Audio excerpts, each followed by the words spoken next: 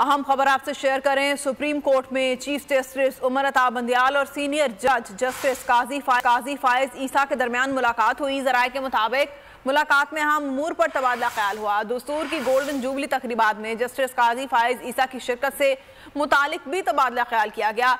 Chief justice से मुलाकात के बाद जस्टिस काजी फायज ईसा ने तकरीबात में शिरकत से मुतालिक वजाहती बयान भी जारी किया। तैयब बलोच से इस बारे में जानते हैं। तैयब, इस मुलाकात का अहवाल बताएगा।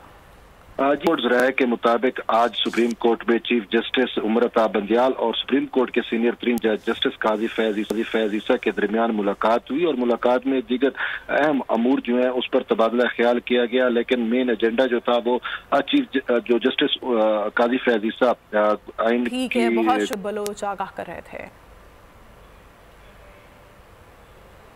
और अब आप देख सकेंगे प्रोग्राम तज्जिया। किसी